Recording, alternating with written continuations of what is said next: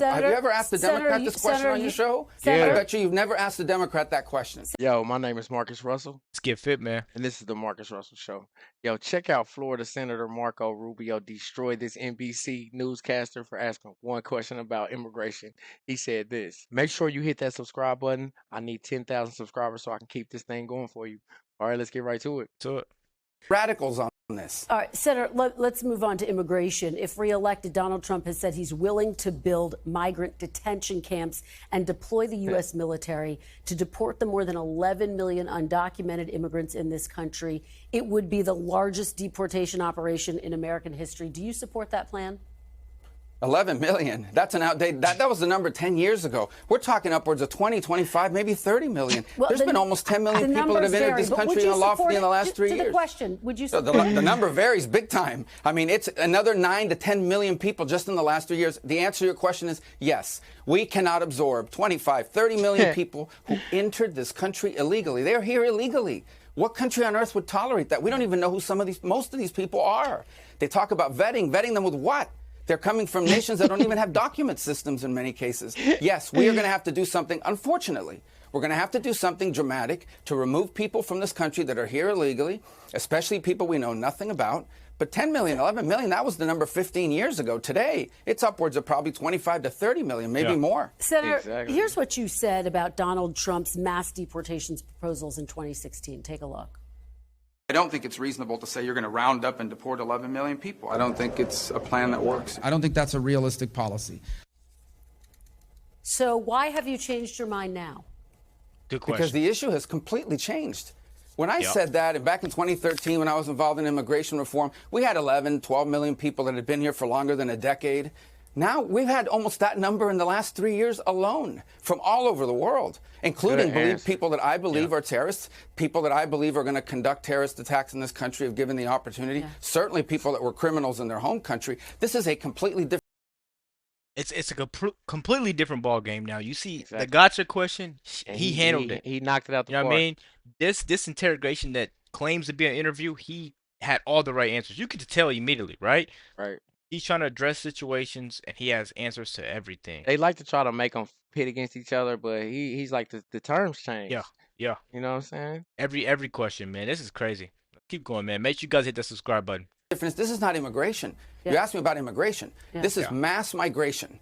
Mass migration. This is an invasion of the country. And it needs to be dealt with dramatically. And by the way, I'm a big poll follower, but polls show most Americans agree with us on this. And of course, that was an issue under former President Trump as well. There was just a bipartisan proposal that was put on the table that would put more funding into border enforcement as well as limiting asylum. Republicans walked away from that. But let me move on to my next question. No, we can't move on because that's not what that bill did. That bill also created asylum officers who right on the border will be able to give people asylum, and you give someone asylum right on the border without any appeal, no judge, nothing, just an asylum officer, they are on a path to citizenship. That's why I oppose that bill. Your fellow Republican said it was the best deal that they had seen in a long, long time. But Senator, which fellow Republican? Senator Lindsey Graham. Which fellow Republican said that? Senator Lindsey Graham. Just to okay, well then I disagree with Lindsey if that's what he said.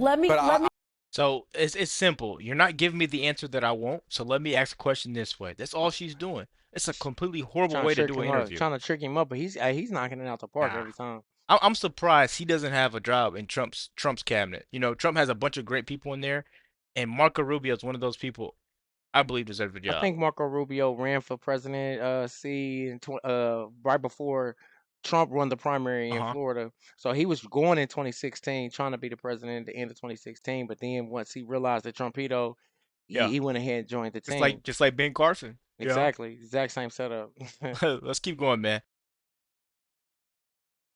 And Senator James Langford, of course, negotiated. But let me look forward. Will you accept the election results of 2024, no matter what happens, Senator?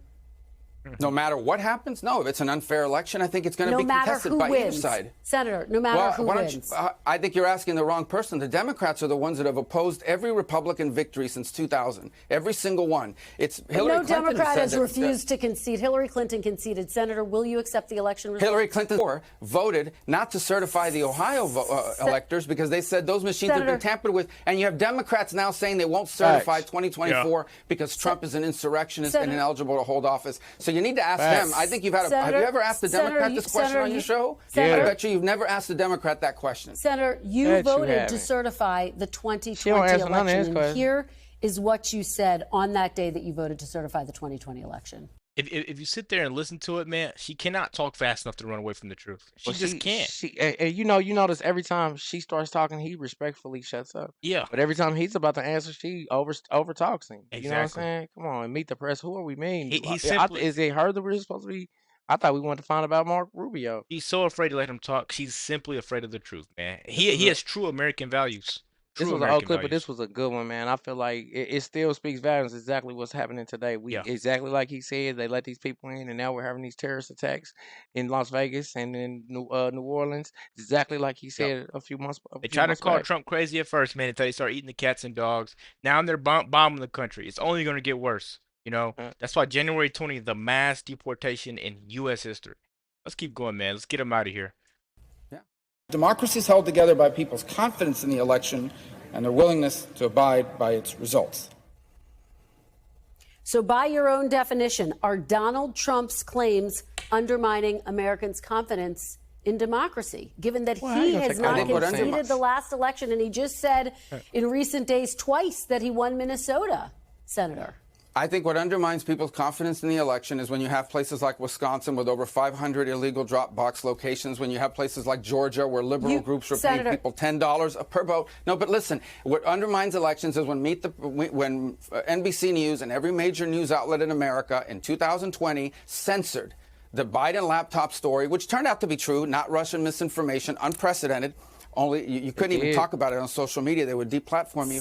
People look at all this. They look at what happened in Arizona, 200,000 ballots that had the signatures didn't match. People will lose confidence, and it opens the door to this. I have to jump in here, Senator. You voted to certify the election, and because at that stage in the process, you have no options. Senator, you voted to certify the election. Nothing has been censored on this program. Hillary Clinton did you guys cover the laptop for Joe Biden in 2020? Absolutely, we covered the laptop. It was banned. You couldn't even talk about it in social media. Chris Krebs, the top election official, you couldn't talk about it in social media. It'd be deplatformed.